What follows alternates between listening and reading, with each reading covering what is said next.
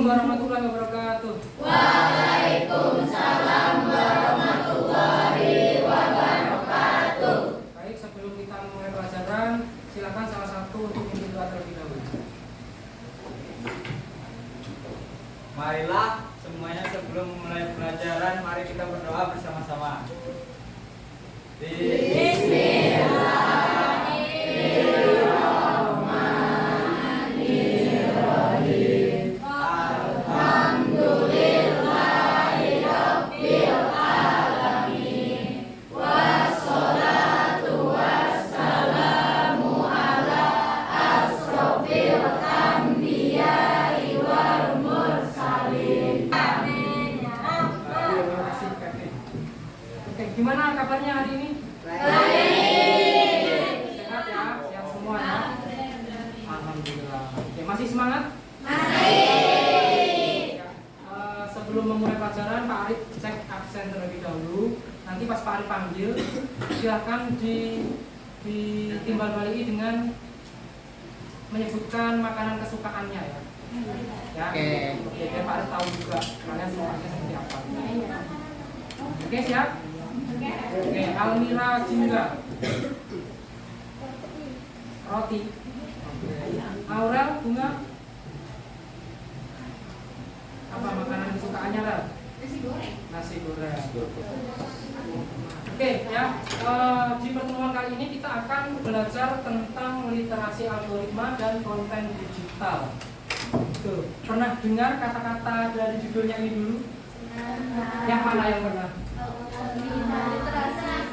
Literasi dan konten. Yang apa literasi itu? Membaca ya. Nah, kita harus beli tentang bacaan dan juga pernah bikin konten nggak kalian? Pernah.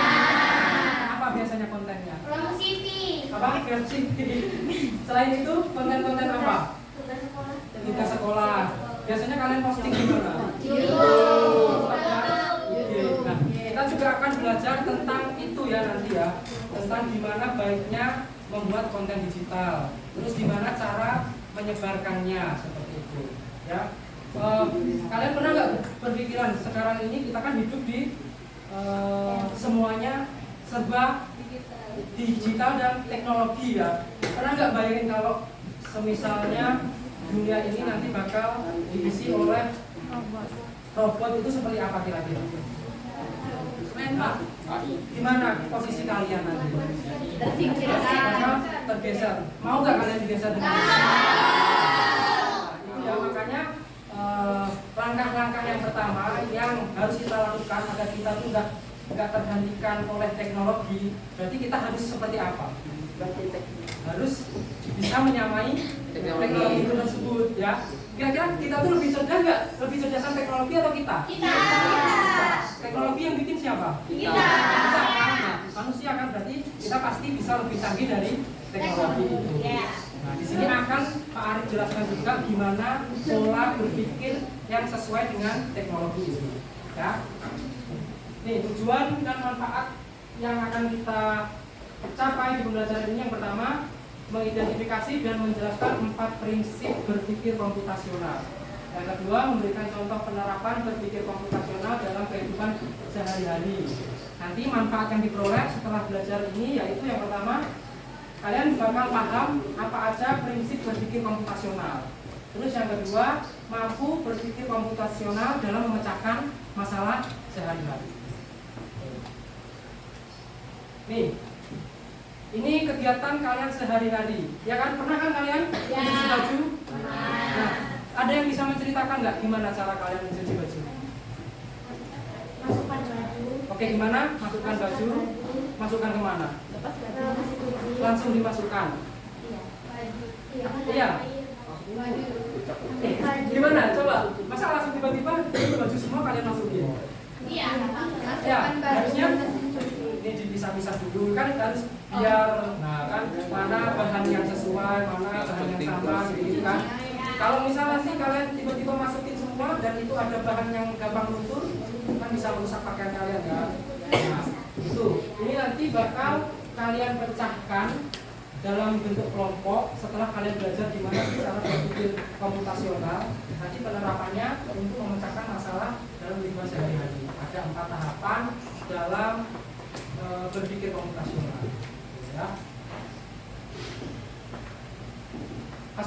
tadi juga bertanya-tanya sih apa sih sebenarnya berpikir komputasional itu? Iya nggak? Ya. Atau ada yang udah tahu?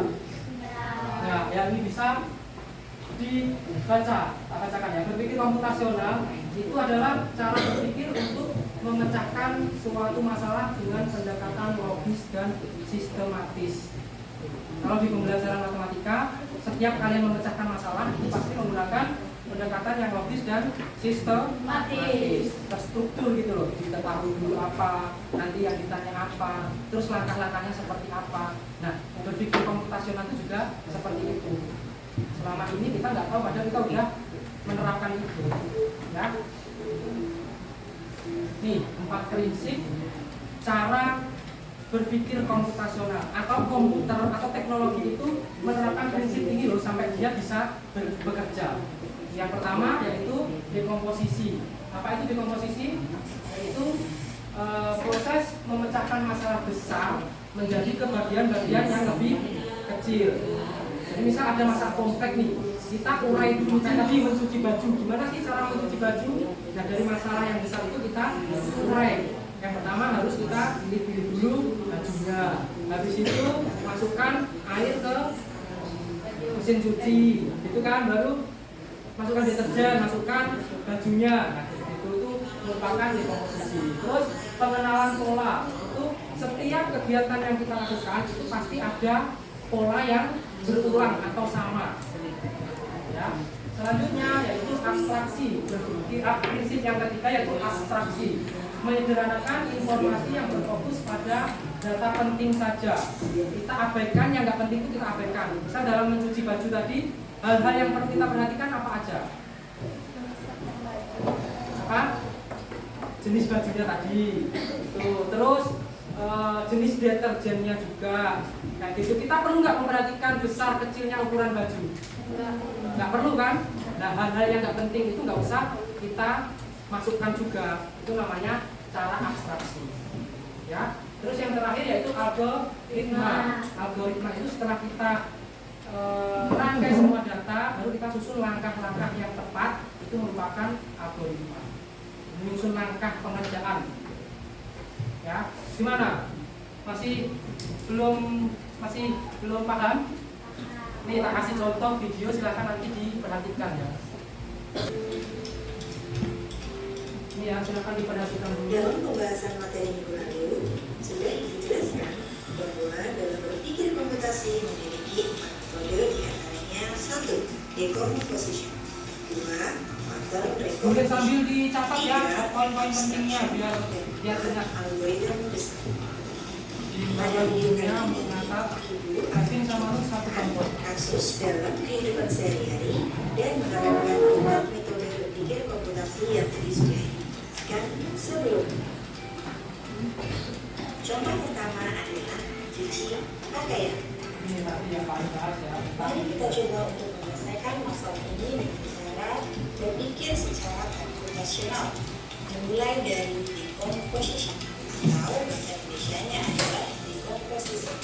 Seperti yang kita Komposisi ketahui, cara tahap dekomposisi berpikiran yang adalah pertama. memecah masalah yang besar atau kompleks menjadi masalah yang kecil dan sederhana. Coba perhatikan gambar. Masalah besarnya adalah mencuci pakaian. Nah, dari masalah besar ini, kita akan pecah menjadi sub-sub masalah yang kecil dan sederhana.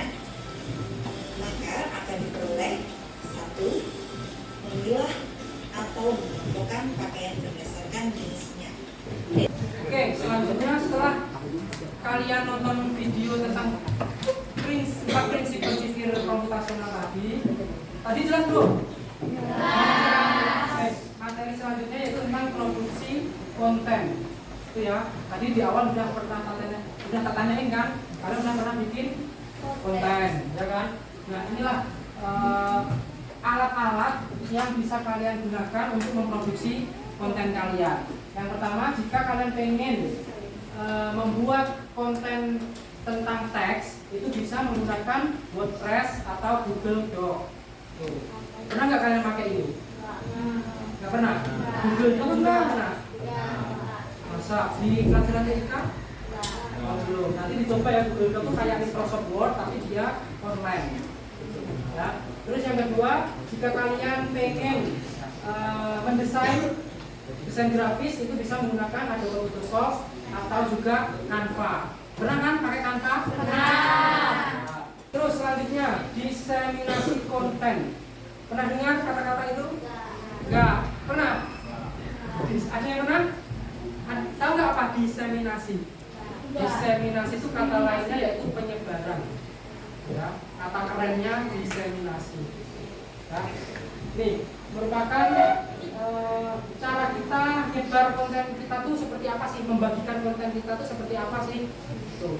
Nah, salah satu yang bisa kalian gunain itu diantaranya Facebook. Punya? Punya. Nah, itu biasanya kalian nyebarin apa di situ? Jual beli apa? Apa biasanya? Foto, update foto gitu-gitu ya? Update video gitu-gitu. Nah, oh iya, sekarang Facebook tuh kalau untuk zaman-zaman kalian mungkin kurang anu ya, kurang viral lah ya. Biasanya digunain yaitu yang IG atau TikTok. Twitter main kah? Main. Ya.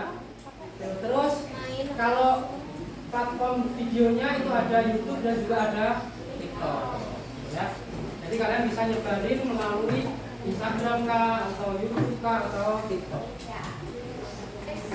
Oke, sekarang karena semua materi sudah kalian jelasin, silakan nanti ada tugas kelompok yang harus kalian kerjakan bersama-sama tentang berpikir komputasional.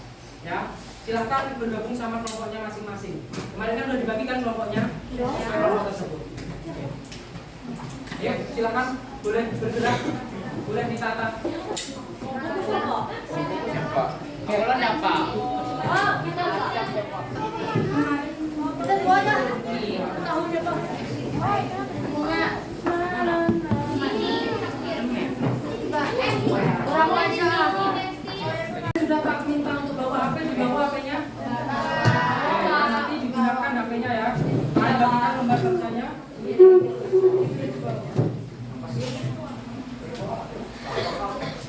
Ditulis nama kelompoknya ya. Semuanya Pak. Ya.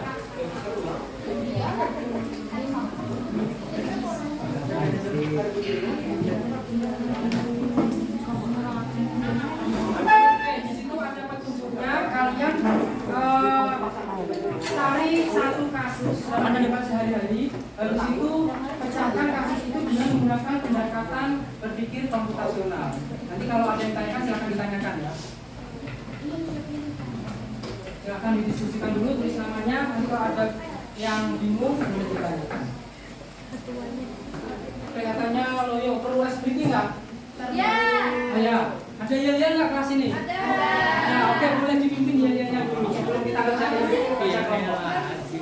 Yuk, yel-yel kelas ada, dipimpin dulu yel-yelnya biar lebih semangat. Habis itu nanti tambahin SBT sedikit. Teman-teman. Ya, berdiri. 1, 2, 3, 8 ruang 7. Happy, bertalenta, bersemangat, dan kreatif. 8 ruang 7 menjunjung semangat yang tinggi. Terima kasih, Alfred. Terima kasih. Cukup sekali lagi ya dari Pak Arif ya. Berdiri. Berdiri membentuk lingkaran sama timnya masing-masing. Lingkaran sama timnya masing-masing. Sudah? Sudah, ayo. A berarti nanti tangannya ke atas semua. Down berarti tangannya ke bawah. Habis itu kalau Pak Arif bilang right, tarik ke kanan. Gitu ya. Kalau Pak Arif bilang left, berarti tarik ke kiri. Tariknya jangan kenceng-kenceng, yang sesuai aja ya. Oke ya, siap ya. Oke, up. Abi bilang ya up. Down. Right. Left.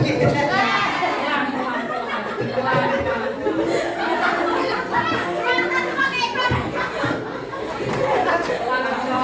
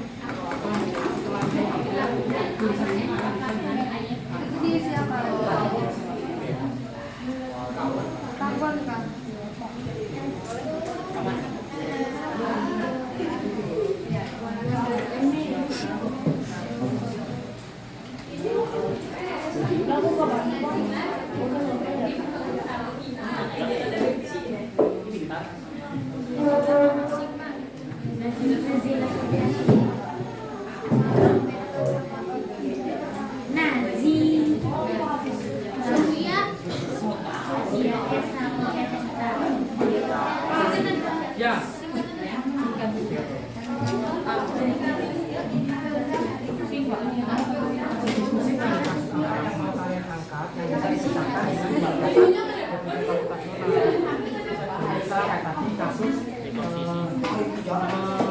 ya itu kan adanya kondisi kasus kondisi baju kamu boleh kasus membuat nasi goreng atau apa nah itu nanti dijabarkan dengan pendekatan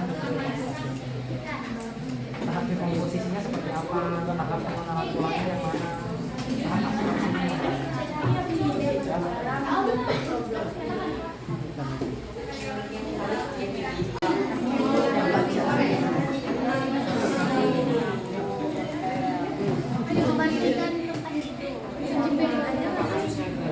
Atau nyapu, membasuh motor.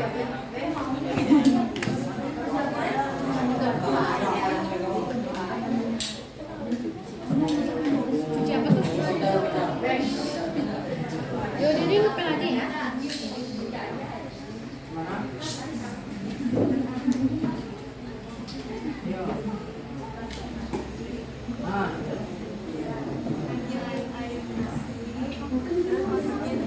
Apa cara memasak nasi kamu? Iya, good.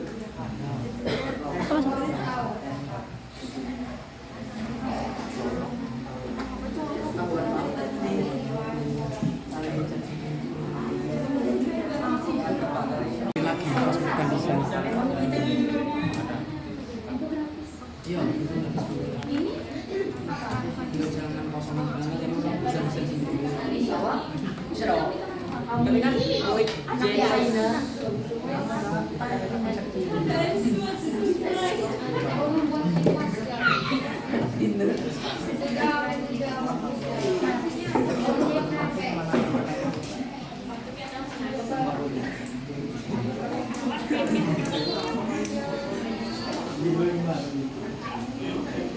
gimana sudah selesai KTP-nya? Kalau selesai nanti selanjutnya kalian bikin itu ya hasil kerja kalian bikin desain di Canva. Habis itu nanti kalian desiminasikan Instagram ataupun TikTok atau YouTube boleh ya.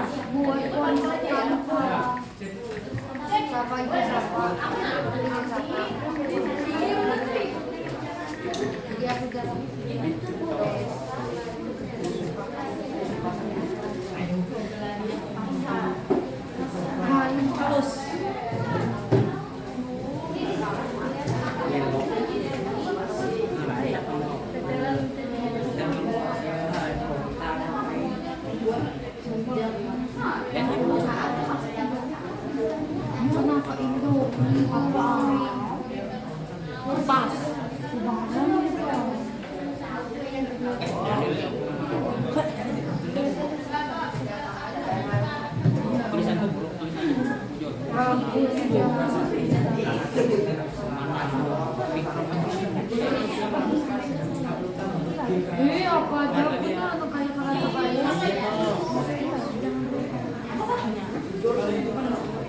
rehat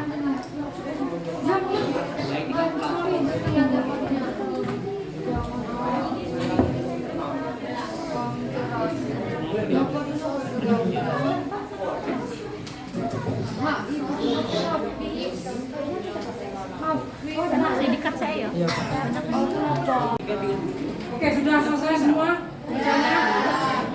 Jadi siap presentasi ya? Kelompok mana yang mau mempresentasikan hasil kerjanya terlebih dahulu? Tawarin dulu siapa tahu ada yang mau. Ada yang mau kelompok siapa? Kata Pak Arif yang tunjuk. Ada nggak yang mau kelompok siapa? Kirim ke nomor siapa? Ada tunjuk tapi siap semua ya? Oke, kelompoknya Vira siapa namanya? Mempresentasikan. Kalian bisa kirim ke sini.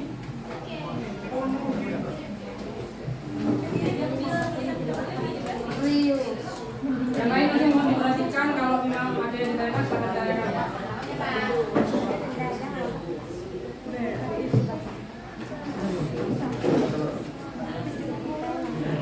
Kenapa?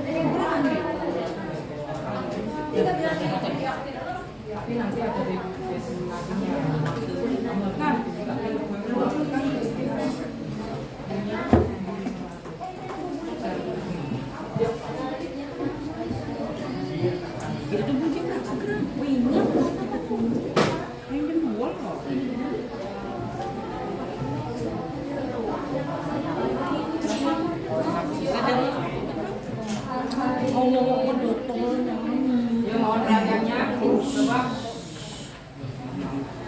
Assalamualaikum warahmatullahi wabarakatuh. Waalaikumsalam warahmatullahi wabarakatuh.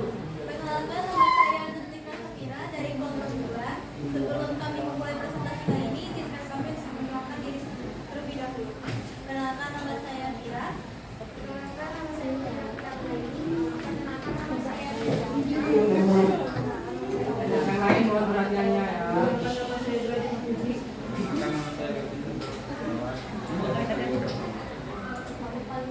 Pada kesempatan kali ini, kami akan mempresentasikan tentang studi kasus cara memasak nasi dengan analisis berpikir komputasional. Penjelasan pertama mengenai dekomposisi pecah masalah menjadi bagian kecil. Yang pertama, tenangkan nasi, mencuci, dan step kedua mencuci beras. Step ketiga memberi takaran air. Step keempat memasak dengan rice cooker. Step kelima menunggu sampai matang, dan step terakhir menyajikan nasi.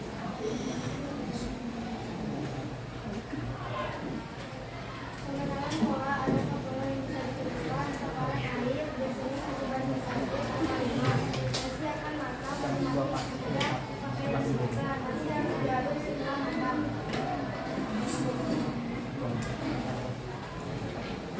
Tiga, abstraksi. Informasi penting disiapkan. Cuci, beri air, lalu dimasak.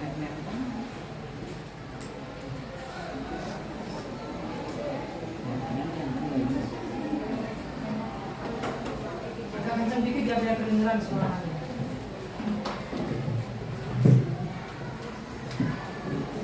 Algoritma. Ambil 2 gelas beras, cuci beras sampai bersih, tambahkan 2,5 gelas air, masukkan ke rice cooker, tekan tombol untuk, tunggu hingga matang, aduk nasi dan sajikan. Oke. Itu Jadi, tadi adalah dibahas mengenai cara memasak nasi dengan cara berpikir komputasional.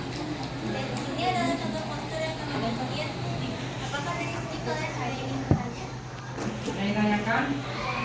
Ada nggak? Komentar tentang posternya mungkin?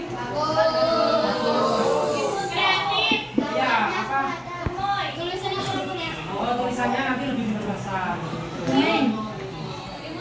Gambarnya juga sudah sesuai ya, menggambarkan tentang isinya ya. Hasilnya kurang banyak nanti beli lagi. Ya. Oke, silakan ditutup Fira. Jadi itu adalah sedikit presentasi dari kami. Mohon maaf jika ada salah. Demikian saya akhiri presentasi ini. Wassalamualaikum warahmatullahi wabarakatuh. Waalaikumsalam warahmatullahi wabarakatuh. Oke, kasih tepuk tangan buat kamu.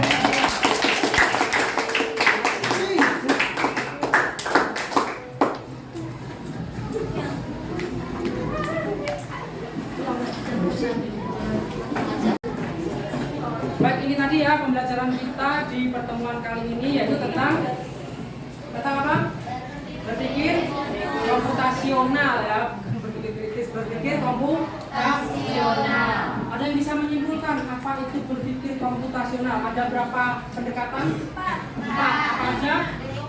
Komposisi, pengenalan pola, abstraksi dan algoritma. Itu ya. Selain itu juga tadi setelah kalian memecahkan kasus dengan berpikir komputasional, kalian juga sudah membuat produksi konten ya. Sudah bikin kan? Bikinnya di mana?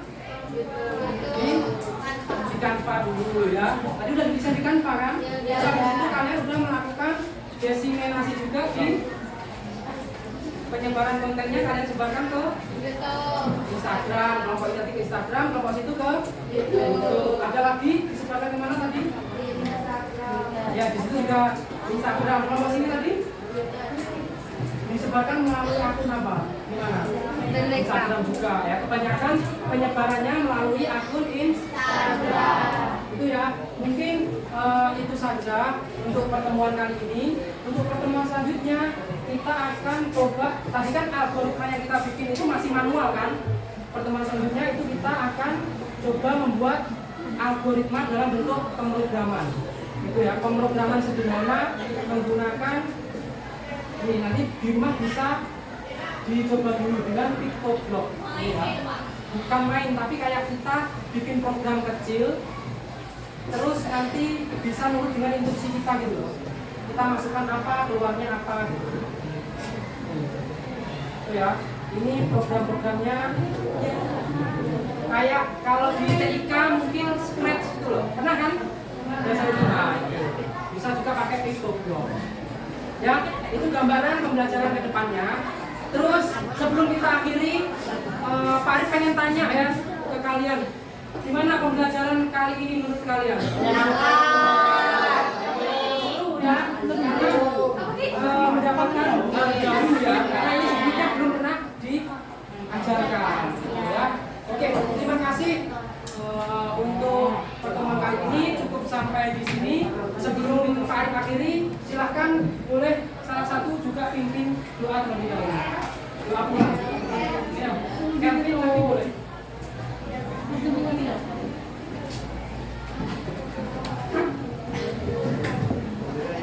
Sebelum mengakhiri pelajaran, marilah kita berdoa. Berdoa dimulai.